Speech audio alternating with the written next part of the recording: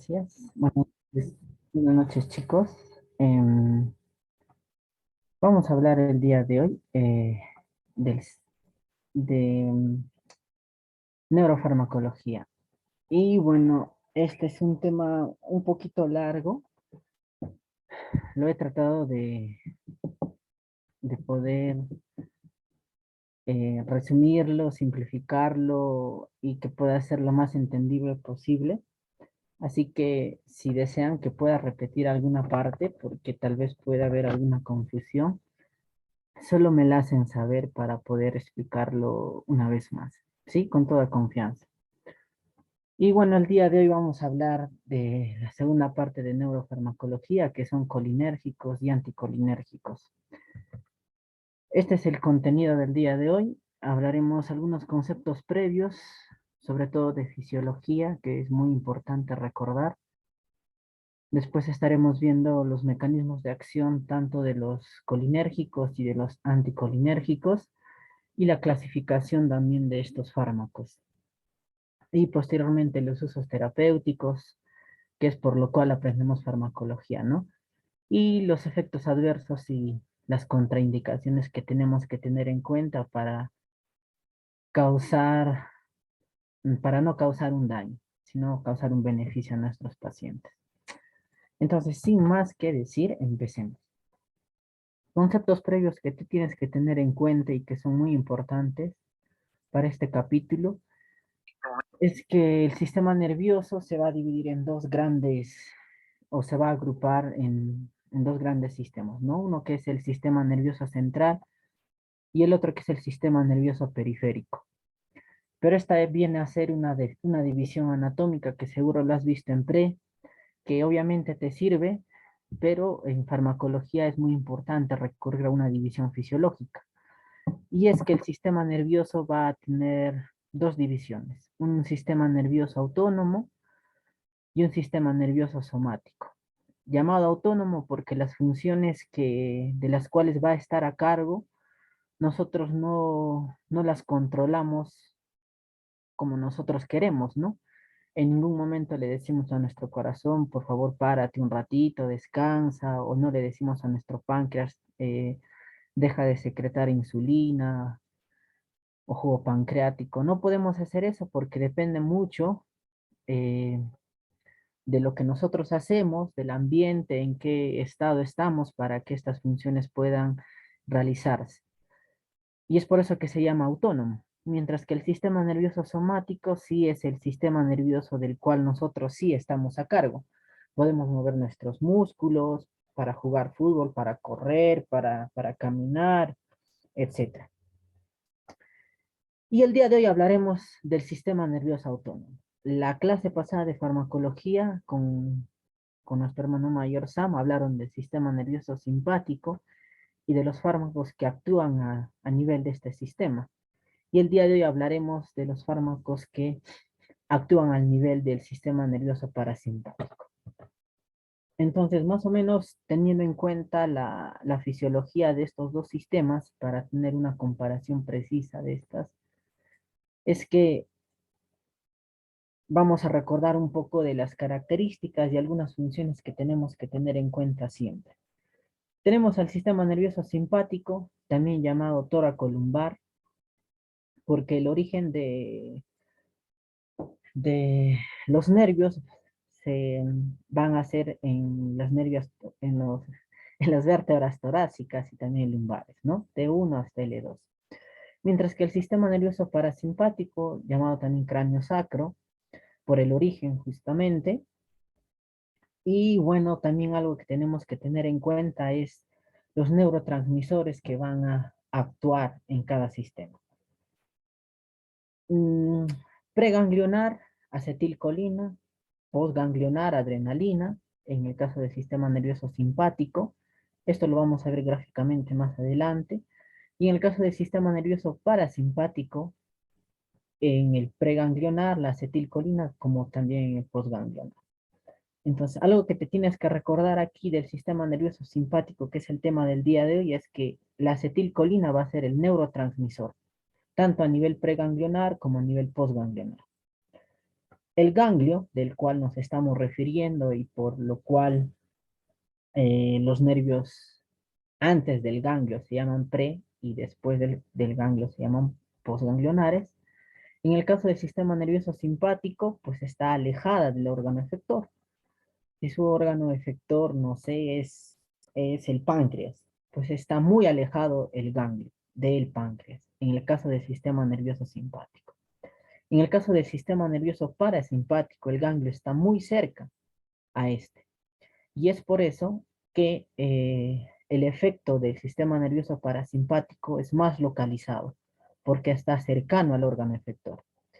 Mientras que en el sistema nervioso simpático, como está alejado del órgano efector, el ganglio, la acción, la actividad que va a ejercer sobre el órgano efector es más difuso, más amplio, es decir, que actúa en mayor cantidad de órganos, en mayor cantidad de tejido. Y bueno, el neurotransmisor ya lo vimos. Y algo también que es muy importante que recuerdes aquí, que sí te voy a pedir que lo tengas en cuenta a partir de ahora, son los receptores. En el tema anterior vimos los receptores en el sistema nervioso simpático, que eran alfa y beta, receptores adrenérgicos, ¿no? Que ya lo tocaron, pero ahora estaremos viendo otro tipo de receptores, ¿no? Los receptores muscarínicos y también nicotínicos que están a nivel del sistema nervioso parasimpático y quienes van a recepcionar a los neurotransmisores para que se pueda desarrollar la función que tiene que realizar, ¿no? Entonces, una vez aclarado eso, eh, bueno, estas imágenes es para que puedas tener referencia de lo que hace cada sistema. En el caso del sistema nervioso parasimpático, también es conocido como el sistema nervioso del hambre, del estudio, del sueño. Mientras que el sistema nervioso simpático es del miedo, del cansancio, perdón, del miedo, del enojo, ¿no? Está más encargado de esas funciones, ¿no? Para que te puedas dar cuenta y más adelante te voy a relacionar esto para que no te puedas olvidar. En farmacología eh, es muy importante nombrar a los fármacos, ¿no? Porque es el grupo mayor el que agrupa todo. Es así que los fármacos que actúan en el sistema nervioso simpático pueden ser simpáticos, estoy hablando, pueden ser de dos tipos, ¿no? Aquellos que pueden estimular, aquellos que pueden estimular la función del sistema nervioso simpático, pues se llamarán simpaticomiméticos, adrenérgicos, agonistas adrenérgicos, lo que se tocó la clase pasada. En el caso de que la función sea inhibitoria, o sea, hacer lo opuesto, inhibir al sistema nervioso simpático, pues esto se llamará simpaticolíticos, antagonistas adrenérgicos o beta bloqueadores o antagonistas alfa, que también lo has visto ya. En el caso del sistema nervioso parasimpático, si hay algún fármaco que estimule el sistema nervioso parasimpático, pues se llamará parasimpaticomimético, se llamará colinérgico o se llamará agonista colinérgico. Y eso es de lo que vamos a hablar hoy. En el caso de que haya algún fármaco que inhiba la función del sistema nervioso parasimpático, pues este fármaco se llamará parasimpaticolítico o antagonista colinérgico. Y el día de hoy vamos a hablar de este grupo de fármacos, ¿ya? De estos dos grupos. Entonces, no te confundas, ¿no? Si escuchas el término parasimpaticomimético, ya tú dices, es algo es un fármaco que quiere estimular la función del sistema nervioso parasimpático. Si es colinérgico, igual, ¿no? Si es agonista colinérgico, de la misma manera. Si escuchas que es un antagonista o si es un parasimpaticolítico, pues está haciendo una función opuesta. Muy bien. Sigamos. Algo que también te tengo que aclarar antes de poder pasar al tema en sí, son que hablando del sistema nervioso parasimpático ya en sí, que tiene sus propios receptores, y hablamos de los receptores muscarínicos y nicotínicos, y estos dos también se le llaman receptores colinérgicos, porque recepcionan a la acetilcolina, ¿no? Y de ahí viene su nombre, colina, colinérgico, porque recepcionan a la acetilcolina y por eso es que se llaman así. Y en ahí están los receptores muscarínicos y nicotínicos de los cuales estábamos hablando. Sucede que nuestro organismo es muy complejo y estos receptores se asocian a unas proteínas G. Estas proteínas G, vas a ver que en algunos casos va a estimular la función de algunos órganos y en otros casos va a estimular la inhibición de algunos órganos. No suena un poco contradictorio, pero más adelante me vas a entender. Lo que quiero que tengas en cuenta en este momento es que estos receptores colinérgicos pueden estar asociados a proteína G, Q o a proteína GI. Y va a depender mucho de esta asociación para que el sistema nervioso parasimpático pueda estimular la función de un órgano o pueda inhibir la función del órgano. ¿Qué pasa si en un órgano tenemos un receptor muscarínico y este receptor muscarínico está asociado a una proteína GQ? En este caso, estimularía algo, estimularía una función, ¿no? ¿Y qué pasaría si un receptor muscarínico está asociado a una proteína GI? En este caso, en este caso inhibiría alguna función de ese órgano, ¿no? Entonces, eso tenlo en cuenta. Proteína GQ estimula la función de algún órgano. Proteína GI va a inhibir la función de algún órgano. Entonces, depende mucho de que el receptor esté asociado a qué proteína y de eso va a depender también si estimula o inhibe, ¿ya? Entonces, hay 5 tipos de receptores muscarínicos, M1, M2, M3, M4 y M5, y los M1, M3 y M5, que son impares, está asociado a proteína GQ. Y eso es como una mnemotecnia, ¿no? Impares con proteína GQ, impares con proteína GQ. Mientras que los pares, que es el M2 y el M4, están asociados a la proteína G inhibitoria, proteína GI. Así que van a inhibir algo, van a disminuir la función de algo, ¿no? En el caso de los que están asociados a proteína G inhibitoria, disminuirán algo. Por ejemplo, el receptor muscarínico del tipo 2 está en el corazón. Entonces, las funciones que realiza el corazón las va a inhibir. Entonces, ¿qué pasará con el corazón? Hará bradicardia, empezará a latir con menos frecuencia, que más disminuirá el inotropismo del corazón, porque es inhibitorio. En el caso de la proteína, perdón, del receptor muscarínico del tipo 1, 3 y 5, que está asociado a la proteína GQ, estimulará algo, ¿no? Por ejemplo, en el sistema nervioso central estimulará las terminales nerviosas. Si es el receptor muscarínico del tipo 3 y 5, estimulará la contracción del músculo liso y también de las glándulas. Estimulará. Entonces, esto tenlo muy en cuenta para que más adelante no te puedas perder. Sigamos. Acá tenemos un panorama general de lo que son los dos sistemas nerviosos, pero como el día de hoy vamos a hablar del sistema nervioso parasimpático, pues hablaremos solo de ese sistema nervioso. Dijimos en el sistema nervioso parasimpático que el ganglio estaba alejado, perdón, estaba cercano al órgano efector, ¿no? Y acá podemos ver el ganglio. Este es el ganglio, ¿no? Que está cercano al órgano efector, ya sea el corazón, ya sea la vejiga, el pulmón, el estómago, los vasos sanguíneos, está muy cercano y por eso la distribución de sus fibras es más localizada, ¿no? Porque está más cerca al órgano efector. Y es así que la fibra postganglionar, después del ganglio, es corta, ¿no? Es pequeña, como tú puedes ver acá, post. Mientras que la fibra preganglionar es larga. Entonces, ten en cuenta, eh, ten en cuenta mucho esto, ¿ya? Que las fibras preganglionares del sistema nervioso parasimpático son largas, mientras que las postganglionares son cortas. Y por eso su distribución es más localizada, ¿no? Ya hablamos de los neurotransmisores, en el caso del sistema nervioso parasimpático, tanto a nivel preganglionar como postganglionar, eh, el neurotransmisor es la acetilcolina, ¿no? Y el receptor en el ganglio es de tipo nicotínico, como puedes ver acá. Pero en el órgano efector, estábamos hablando hace un momento, es de tipo muscarínico, ¿no? Y puede ser de M1, M2, M3, M4, depende del órgano que pueda estar. Y cuando la acetilcolina llegue a este receptor, ¿no? Se una a ese receptor, pues es donde estimulará o inhibirá, depende de la proteína G a la cual esté asociada. Los pares, les dije, proteína GQ,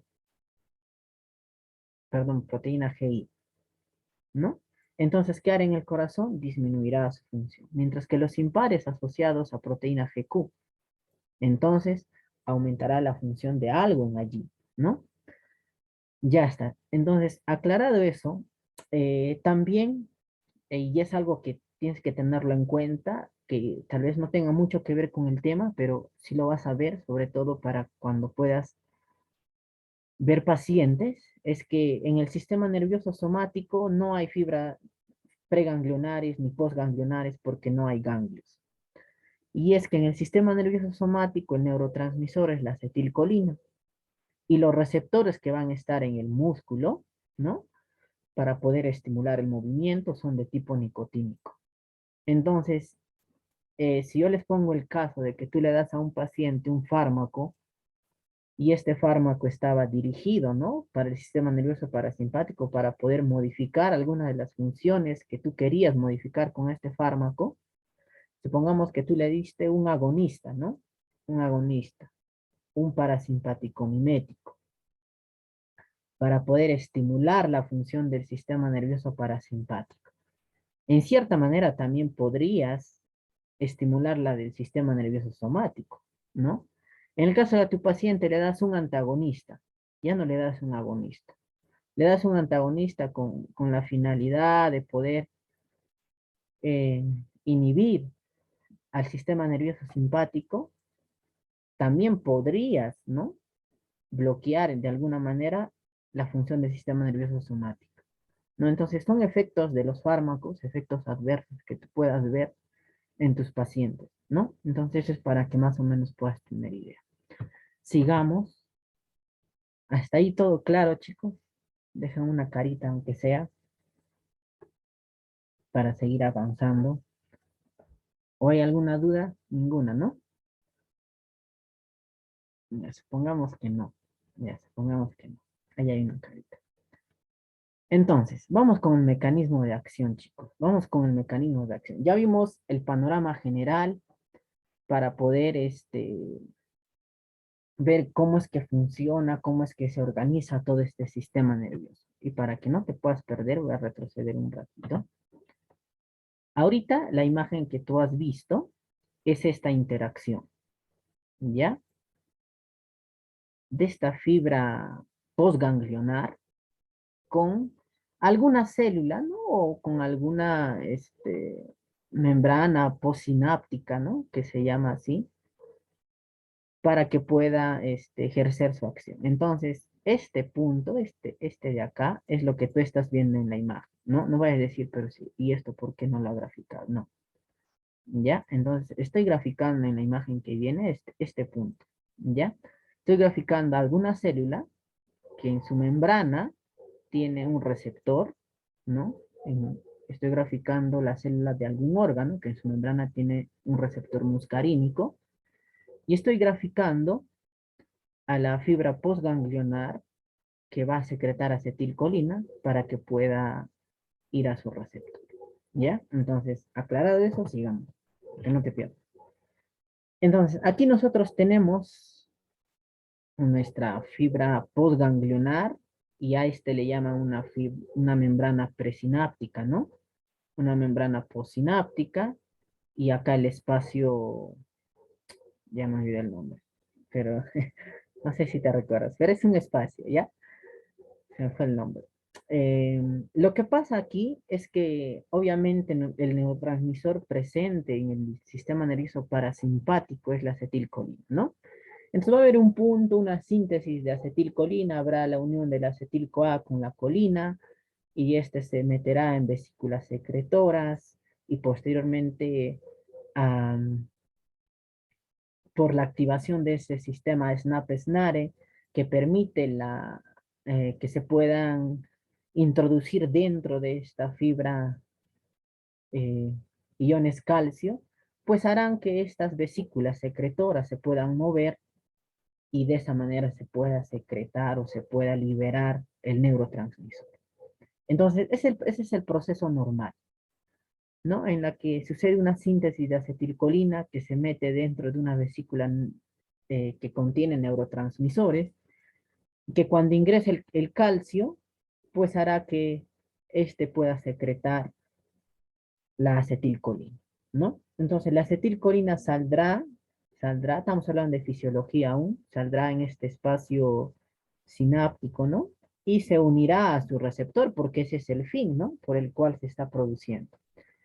Y al unirse a este receptor, es que la célula que tiene ese receptor, pues dirá, ay, ay, ay, me llegó acetilcolina, entonces yo tengo que hacer la función, ¿no? Que debo, ¿no? Tengo que hacer la función que yo debo. Y después la acetilcolina, y bueno, ya activa este receptor y obviamente tiene que ser degradado por algunas enzimas porque imagínate que se queden muchas acetilcolinas en este espacio, estimularían una y otra vez a este receptor y la célula haría una y otra vez su función. Pero como nuestro organismo está en constante equilibrio, necesitamos que algo pueda degradar a esta acetilcolina una vez que haya cumplido su función para que no pueda haber un exceso de la respuesta. Y aquí es donde intervienen estas enzimas y que también tienes que recordarlo. La acetilcolinesterasa y la butilcolinesterasa, que son dos enzimas que se van a encargar de poder degradar esa acetilcolina, convirtiéndola en acetato y colina, para que así ya no pueda seguir cumpliendo su función y así no se exacerbe la función de ese órgano. Además de poder tener estas enzimas, para poder degradar y controlar y regular en cierta manera la función que cumple este neurotransmisor, también este neurotransmisor puede ser recaptado, ¿no? Por un autorreceptor de acetilcolina, es nuevamente introducido, nuevamente se va a la vesícula y así se cumple el ciclo, ¿no? ¿Y qué pasa con este acetato y con esta colina? Pues también van a ser recaptados por un transportador de colina, nuevamente serán recaptados, se unirá nuevamente a la acetilcoenzima A y otra vez se formará acetilcolina y así, ¿no? Entonces, más o menos eso es lo fisiológico que sucede em, en, esta, en este proceso. La pregunta que nosotros nos tenemos que hacer en farmacología, no es que nosotros vamos a crear nuevas funciones con un fármaco, sino es que nosotros vamos a modificar alguna función, ¿no? Yo les había mencionado en un inicio que nosotros podemos aumentar la función del sistema nervioso parasimpático, como también podríamos dar fármacos para disminuir. Va a depender mucho de qué es lo que tiene nuestro paciente. Entonces, ¿cómo puedo aumentar la función colinérgica? Pues le doy a mi paciente parasimpático-miméticos, colinérgicos, agonistas colinérgicos. ¿Cómo disminuyo la función? Ya lo dijimos, parasimpaticolíticos, agonistas colinérgicos. Ahora ponte a pensar en esta imagen. No sé si he puesto la animación un rato. No, no he puesto la animación. Pero ponte a pensar, si tú fueras un gran científico y quisieras crear algunos fármacos, supongamos que tú quieras aumentar la función colinérgica con un fármaco, ¿no? ¿Tú qué dirías? ¿Cómo podría yo aumentar la función colinérgica? Pues fácil, le doy a mi paciente acetilcolina, ¿no? Y como va a haber mucha acetilcolina, pues estimulo, aumento la función del sistema nervioso parasimpático. ¿Cómo más yo puedo aumentar la función colinérgica? Ya dijimos que a nuestro paciente le podríamos dar acetilcolina, ¿no? Estamos inventando nuestros fármacos. ¿Cómo más? ¿Cómo más podría aumentar la cantidad de acetilcolina en este espacio y que de esta manera pueda llegar a su receptor, inhibiendo a estas enzimas? ¿Sí? Si no hay enzimas, no habría que degradar la acetilcolina y pues aumentaría la función colinérgica. No sé si me vas entendiendo la idea. ¿no? ¿Qué más yo podría hacer? Podría dar un fármaco, ¿no?, que se pueda unir a este autorreceptor, ¿no? Un fármaco que se parezca a la acetilcolina, ¿no? Y se une a este receptor, ocupa su espacio, y la acetilcolina que quería ir acá ya no puede autorreceptar, ya no puede ingresar por ese autorreceptor, ¿no? Autorreceptar, se está inventando una palabra. Ya no puede unirse a ese autorreceptor y por ende no puede reutilizarse, ¿no? Entonces, esa también yo podría crear un fármaco y hago eso, ¿no? Entonces, yo podría crear esos fármacos para poder estimular la función, ¿no? Ahora, eso podríamos hacer en el caso de que quisiéramos aumentar la función colinérgica. Ahora, en el caso de que queramos disminuir la función, ¿qué podríamos hacer? Si nosotros queremos disminuir la función, fácil, bloqueo al receptor. La acetilcolina ya no tendría a dónde unirse y por ende ya no cumpliría su función, ¿no? Sería muy fácil, ¿no? Creo un fármaco que se parezca también a la acetilcolina y que se una a ese receptor. Y la acetilcolina vendrá y como ya está ocupado ese espacio, no cumplirá su función. Entonces, más o menos así es como funcionan los fármacos, tanto los colinérgicos como los anticolinérgicos. Habrán fármacos que inhibirán a la acetilcolinesterasa para estimular la función colinérgica, como habrán fármacos que se unirán al receptor colinérgico y disminuirán la función colinérgica, ¿no? Esto ya lo vimos, ya más de la proteína G, un poco de su mecanismo de acción, y eso es el mecanismo de acción. Algo que tienes que tener en cuenta es que hay dos tipos de receptores también, ¿no? Incluyendo los adrenérgicos y los colinérgicos, ¿no? Los adrenérgicos estaban pues el alfa y los beta, ¿no? Alfa 1, alfa 2, beta 1, beta 2, los que están allí. Mientras que los colinérgicos pues eran los muscarínicos y nicotínicos, ¿no? Estamos claros hasta ahí.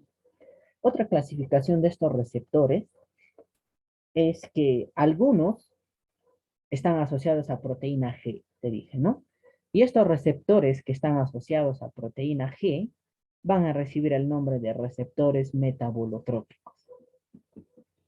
Mientras que hay receptores que no están asociados a proteína G, ¿no? Y eso se les llamará receptores ionotrópicos, porque dependerán del ingreso de iones para poder activarse. Mientras que los metabolotrópicos requerirán la presencia de alguna proteína G para que puedan cumplir su función. Habíamos hablado solo de dos tipos de proteína, y seguro ya lo has hablado en sistema nervioso simpático, y es que hay tres. La proteína G, que habíamos dicho, que estimula, ¿no? Estimula la función de algo cuando el neurotransmisor llegue. Mientras que la proteína GI inhibirá, ¿no?, la función de algún órgano. Y la proteína GS de estimulador atómico.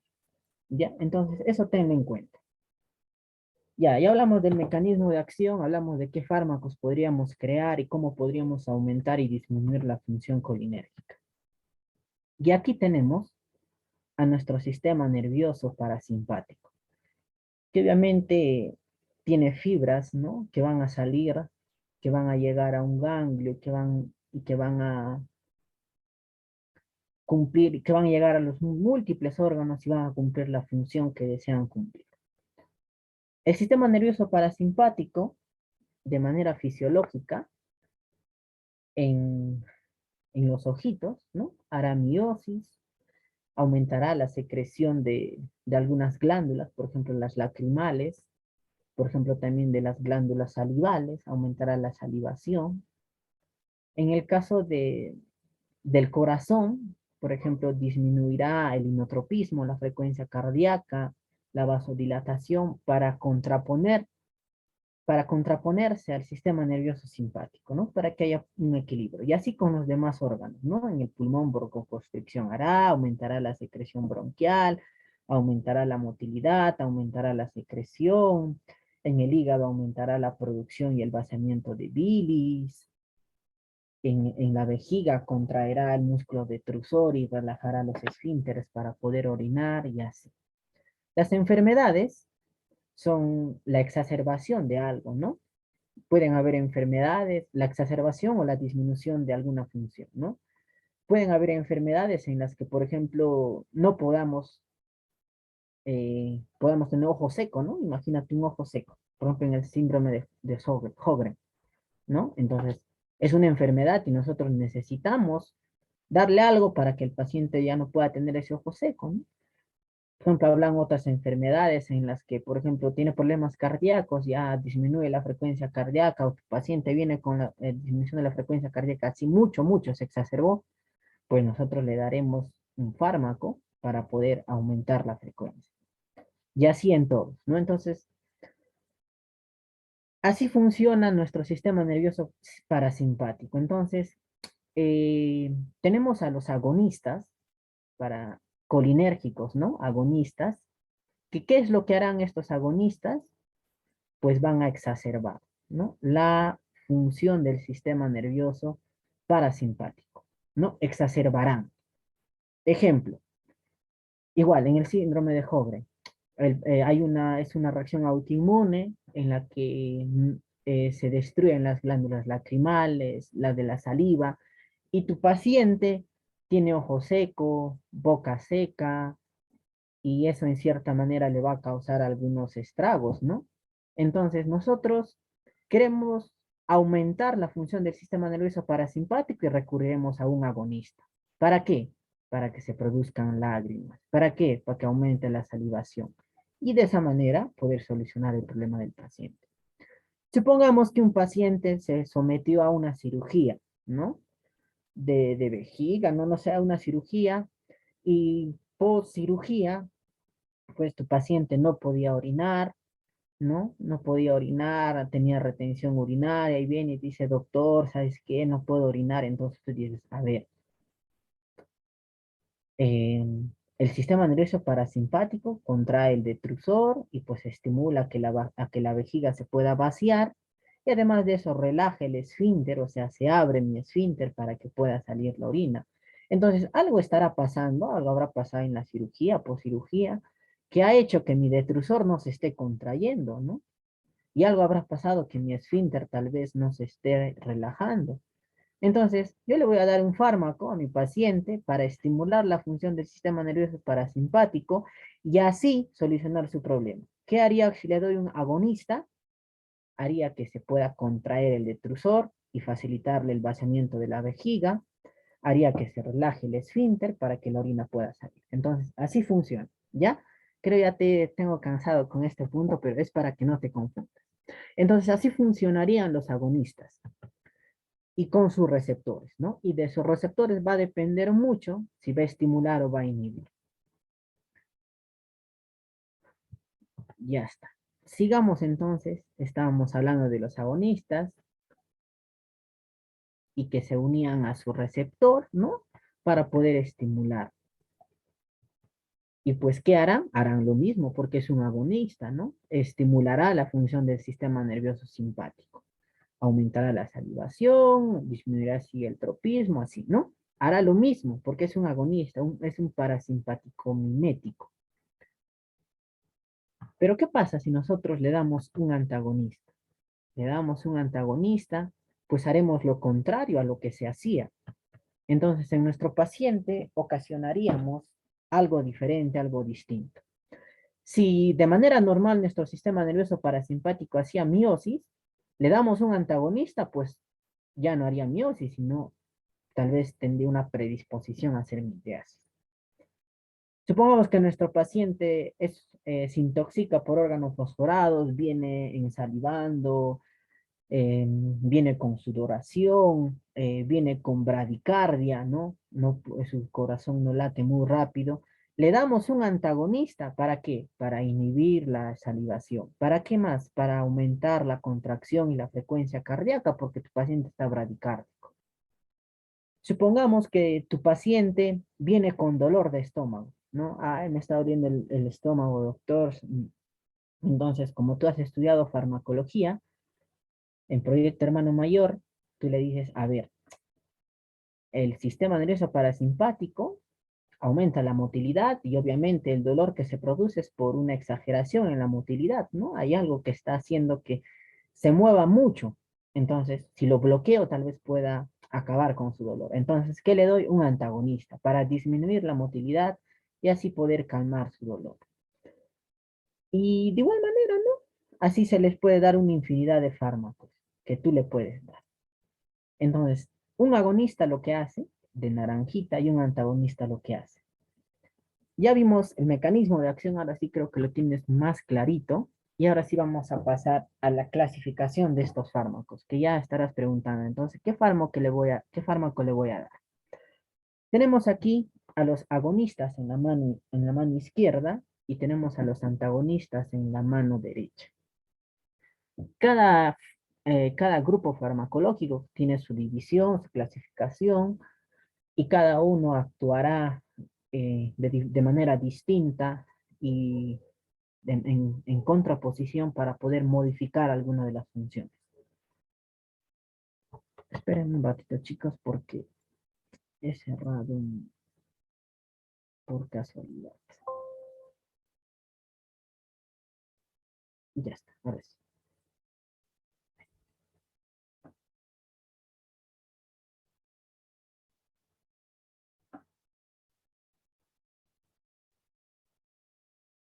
Ya está, ahora sí. Entonces tenemos aquí a todos los fármacos que vamos a ver en alguna vez de nuestra vida, en algún punto de nuestra vida, de nuestra preparación, y que tal vez nos van a pedir y nosotros tenemos que pensar.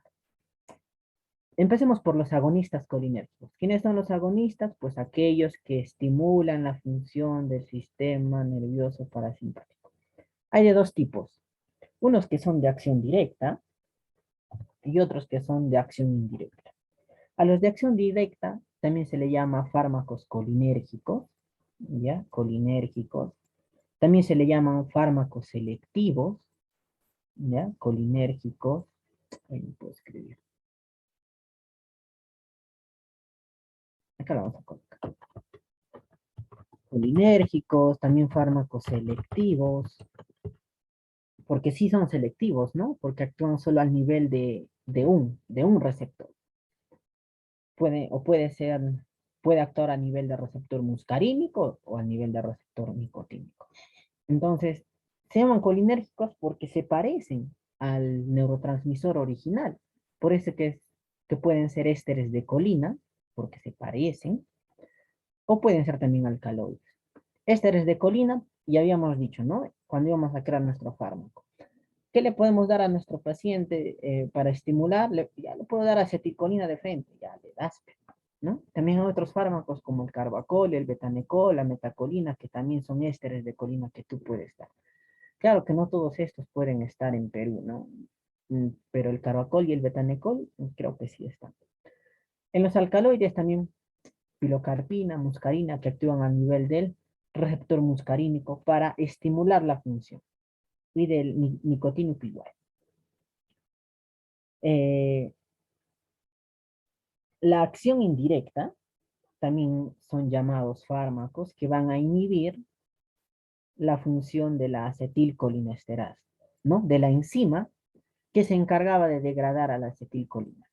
Si inhibimos esta enzima que degradaba la acetilcolina, pues habría mucha acetilcolina y estimularíamos al sistema nervioso parasimpático. Y pues estos pueden ser de acción corta, de acción intermedia, de acción prolongada, dependiendo del tiempo, eh, del tiempo que dura la acción que va a ejercer, pues, ¿no? En el órgano. Por ejemplo, los de acción corta pueden durar minutos, ¿no? Rápido. Los de acción intermedia pueden durar, por ejemplo, alrededor de 6 horas. Los de acción prolongada, por ejemplo, pueden durar alrededor de 30 días. Entonces, los más usados son estos de acá, de acción intermedia, porque duran un poco más, tienen una acción intermedia, ¿no? Eh, y se les puede dar a tus pacientes en dosis separadas, mientras que la acción corta, que dura pocos minutos, no le vas a dar cada rato a tu paciente, ¿no? Tal vez para estabilizarlo, lo puedan usar en un momento y ya de ahí que se pueda normalizar sus funciones, ¿no? Ya no le da. pero los más usados son los de acción intermedia, que también son llamados carbamatos, ¿no? Y bueno, acción corta, ejemplo, hidrofonio. Acción intermedia, ejemplo, esto sí que tienes que sabértelo sí o sí, piridostigmina, neostigmina y fisostigmina.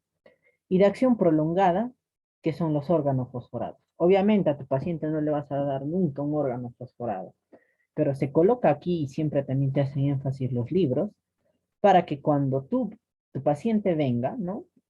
No sé, se haya intoxicado por órgano fosforado, tú tengas en cuenta de que este agonista colinérgico, porque inhibe a la acetilcolinesterasa, o sea, este órgano fosforado viene, acá está tu enzima, viene y la inhibe, ¿no? La inhibe, pues hará que se estimule la función del parasimpático, ¿no?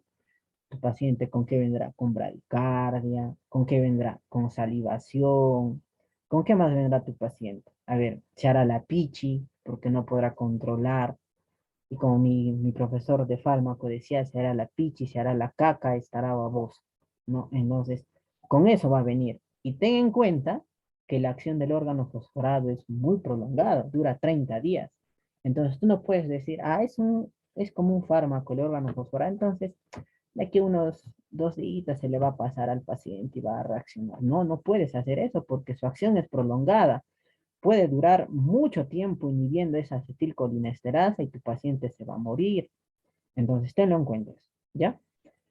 Esos serían los agonistas colinérgicos. Los antagonistas harían lo opuesto, ¿no? A estos fármacos, a los fármacos que ya hablamos. Y aquí tenemos a los alcaloides y a los sintéticos. Los alcaloides de estructura que lo clasifican por la estructura que pueden tener estructura terciaria o cuaternaria, y de eso también va a depender cómo es que se puedan distribuir. Y eso es algo que me olvidé. Volviendo un ratito a los agonistas colinérgicos, acá yo he puesto 4, 3, 4, es para que puedas tener en cuenta que el hidrofonio también tiene una estructura cuaternaria, ¿no? Es un amonio cuaternario. También la piridostigmina es un amonio cuaternario, también la neostigmina es un amonio cuaternario. Mientras que la fisostigmina no lo es. Tampoco le... Ajá, esos. Esos no son de azul, estructura cuaternaria, y amarillito, verdecito, perdón, estructura terciaria. Lo importante de esto es que, por ejemplo, los de estructura cuaternaria, por lo general no se dan de manera oral, ¿no? Porque no llegan muy bien al lugar donde deben de llegar. Entonces, podríamos poner acá no vía oral, ¿no? Puede usar otra vía, intramuscular, endovenosa, eh, intradérmica, no sé. Mientras que lo de estructura terciaria, eso sí pueden llegar, ¿no? Y pues se les puede dar de manera oral y llegan muy bien también al sistema nervioso central. Mientras que los de cuaternaria no llegan muy bien también al sistema nervioso central.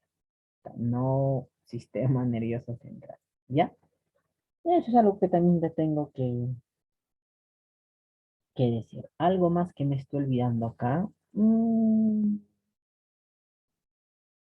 Ya. Que en los agonistas colinérgicos también hay algunos fármacos que también se utilizan en la terapia de Alzheimer. ¿Ya? A ver acá. Acá vamos a poner el color. Terapia de Alzheimer, ¿ya? En la terapia de Alzheimer también hay unos fármacos que tú puedas usar. Por ejemplo, está el donepezilo, la ribastigmina, que tú podrías usar. Eso es algo que me está olvidando. Por lo demás, creo que ya terminemos con esto. Entonces, pasemos a los antagonistas colinérgicos. Los antagonistas colinérgicos, ya les dije, no pueden ser alcaloides o pueden ser sintéticos y también se clasifican de acuerdo a su estructura. Pueden ser de estructura terciaria o pueden ser de estructura cuaternaria. En el caso de ser de estructura terciaria y que pertenezcan al grupo de los alcaloides naturales, estamos la atropina, la escopolamina, la atropina, que es el antídoto para cuando tu paciente venga por intoxicación por órganos fosforados.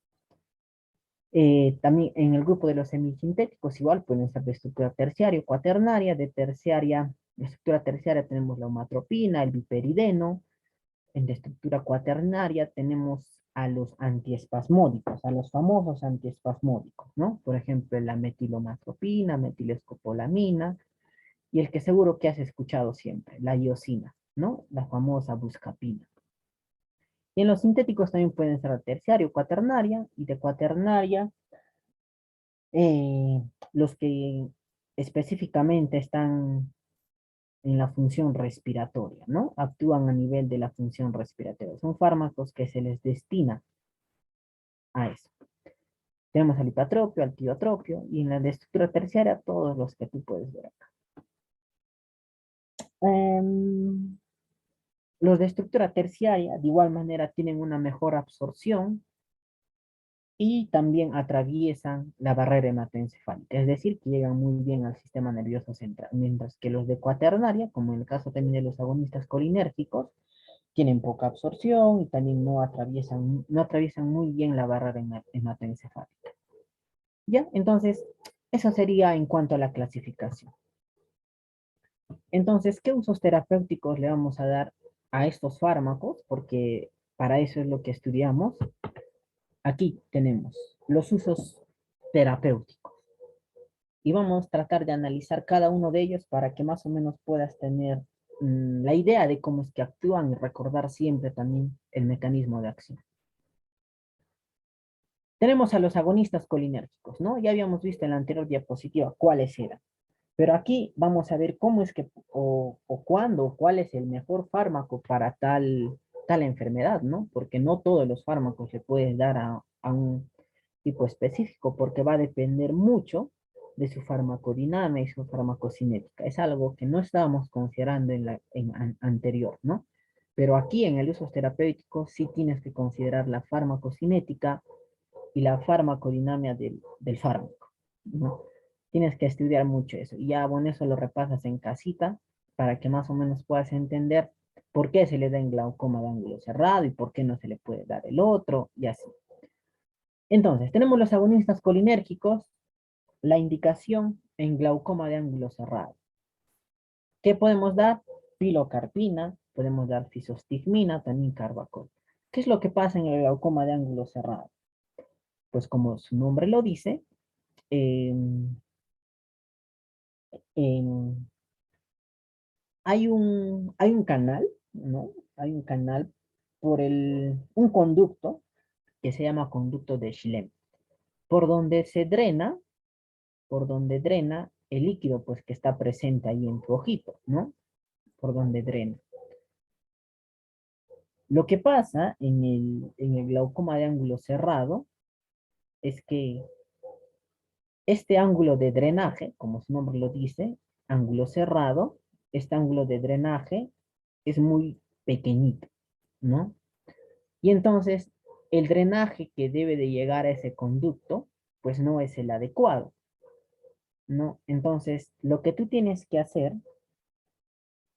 para que eh, puedas, en cierta manera, contrarrestar o que se pueda, eh, para que puedas contrarrestar o para que puedas solucionar el problema de tu paciente, es que tú puedas hacer miosis, ¿no? Para que se pueda contraer y así este ángulo de drenaje que está muy, muy estrecho, muy cerradito, pueda abrirse, ¿no? Un poquito más para que así pueda drenarse el líquido, ¿no? Entonces tú harías una contracción, una miosis, para que pueda drenar de manera adecuada, ¿no? Y entonces tú le podrías, ¿qué pasaría si tú a tu paciente le das un antagonista, ¿no? Supongamos que te confundes, le das atropina, por ejemplo, a tu paciente. Le malogras, ¿sí o no? Porque en vez de causar una miosis, harías una midriasis, ¿no? Y este ángulo ya tal vez no existiría, ¿no? Entonces bloquearías aún más el conducto. Entonces, una indicación al glaucoma. El otro es el síndrome de Sjögren, no sé cómo se pronuncia, Sjögren creo. en la cual ya les había mencionado que es una enfermedad autoinmune que va a producir la destrucción de algunas glándulas, ¿no? Por ejemplo, glándulas lacrimales. Entonces, ¿qué va a tener tu paciente? Sequedad de ojos, sequedad de boca, y lo que tú tienes que hacer es aumentar la salivación y aumentar la producción de lágrimas. Por eso le das un agonista colinérgico y la de elección, la pilocarpina. En el caso del hilio paralítico, que es una complicación postquirúrgica en pacientes que se han sometido a una cirugía abdominal, también la gastroparesia o que vienen con distensión abdominal o con un megacolon congénito que hace que la actividad del colon pueda ser muy brusca. Entonces, en estos casos, tú puedes dar un agonista. ¿Por qué? Hilio paralítico. Entonces, hilio, o sea, tu intestino no se mueve, ¿no? Está paralizado. Entonces, tú, al darle un agonista, vas a estimular la motilidad. Por eso le das un agonista. Una gastroparesia, igual, la motilidad de tu estómago no es la adecuada, entonces tú quieres estimular, ¿qué le das? Un agonista. Igual, en el megacolon congénito, ¿no? Igual, tú le das un agonista. ¿Qué le puedes dar? Un betanecol o una neostigmina. Ahora, en el caso de la retención urinaria, acá tengo que aclarar que deben ser retenciones urinarias de tipo no obstructivo. O sea, si tu paciente tiene una hiperplasia de próstata, ¿no? No le puedes dar. Tu paciente tiene litos en las vías urinarias, no le puedes dar. ¿Retención urinaria de qué tipo? Pues, por ejemplo, una atonía vesical, en la que tu vejiga no está funcionando bien, ¿no? O los músculos no están funcionando bien. Por lo general, complicaciones postquirúrgicas, ¿no? Entonces, porque si tú le das a tu paciente que tiene una retención urinaria por algún lito y tú estimulas a la contracción, por ejemplo, no sé, de esas vías, pues lo que vas a hacer es un daño, ¿no? Por ejemplo, tiene una hiperplasia de próstata y tú haces que se contraiga el detrusor una y otra vez, pero ahí no está el problema en el músculo, sino el problema está en la próstata. Entonces tiene que ser de tipo no obstructivo. ¿Qué puedes dar? Neostigmina, betamecol. En la parálisis motora posanestésica. Pacientes que se han sometido a una cirugía y que posterior a la cirugía tengan una parálisis, ¿no? de tipo motor, y dijimos que la acetilcolina no solo actúa a nivel del sistema nervioso parasimpático, ¿no? Sino también al nivel del sistema nervioso somático. Y acá está tu aplicación. Tiene una parálisis motora, tú quieres estimular la función que hace la acetilcolina en su receptor nicotínico, que le das neostigmina hidrofonio. Miastenia gravis, que es igual una enfermedad autoinmune que causa debilidad y fatiga de los músculos, ¿no? Y ahí también la otra aplicación, le puedes dar un agonista colinérgico, porque va a estimular la función del receptor que recepciona la acetilcolina. Hidrofolio, neostigmina, piridostigmina. Y aquí tenemos si tu paciente viene por una intoxicación por antagonistas colinérgicos, ¿no? Supongamos que te pasas en la dosis de atropina a tu paciente, le das mucha atropina, te pasaste en la dosis. Le puede dar un síndrome anticolinérgico que se caracteriza porque el paciente está rojito, ¿no? Tiene mucho rubor. ¿Por qué? Porque vas a hacer vasodilatación, además tu paciente está sequito, ¿no? No suda, no suda. Además, tu paciente está midriático y por la vasodilatación le ha aumentado la temperatura. Entonces, te podría pasar la mano o se ha intoxicado por estos fármacos antagonistas y tú en ese caso le puedes dar un agonista, ¿no? La fisostigmina.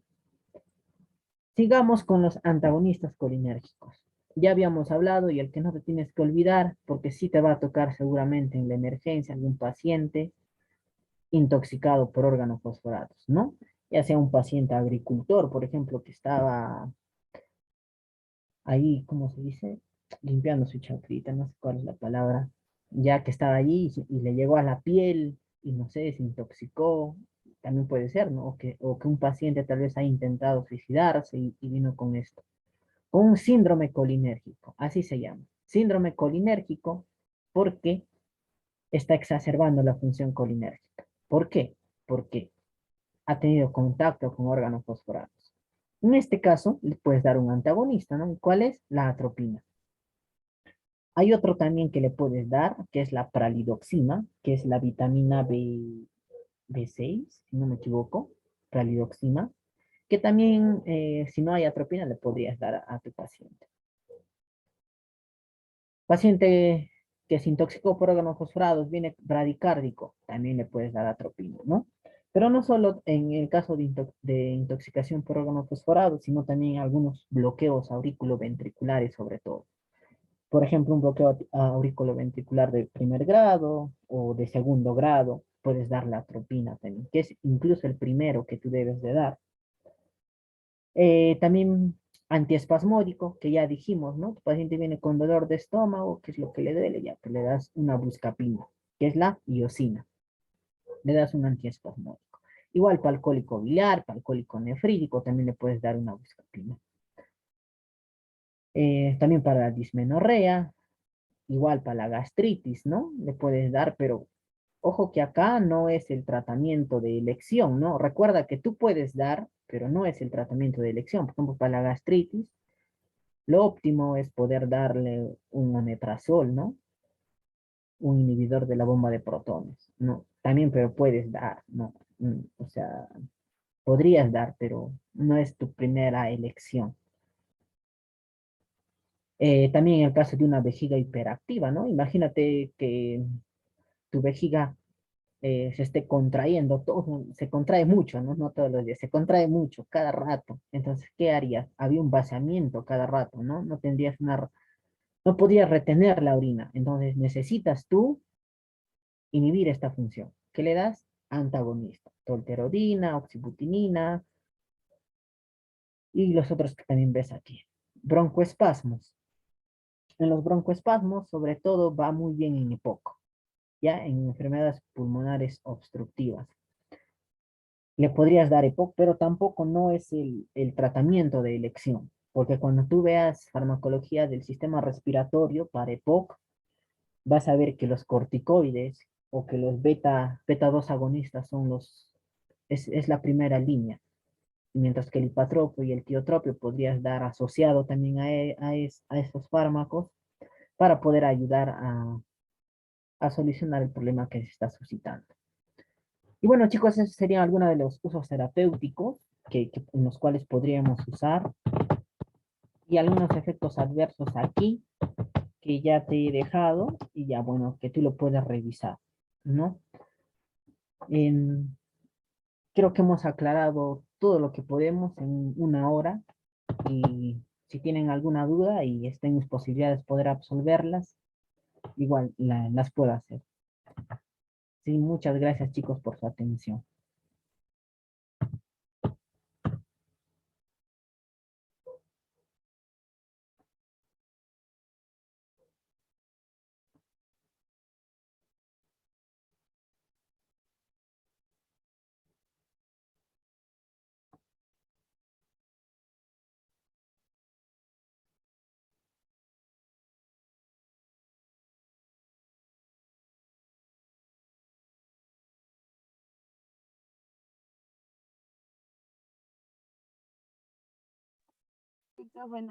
Bien, agradecemos a nuestro ponente, el universitario Jordan Kichka.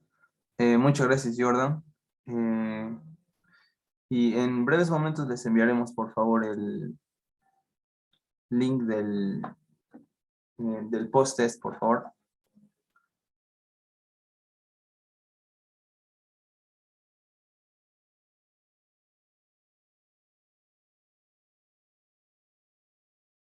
Jordan, hay una pregunta. ¿Los PPTs nos pueden proporcionar? Pregunta Randy. Ah, sí, chicos, sí, sí les voy a pasar los PPTs, no, no se preocupen.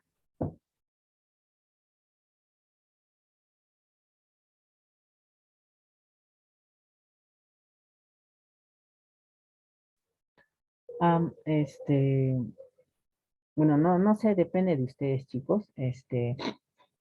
Tengo algunos cursitos del Cuya Medic para medicina.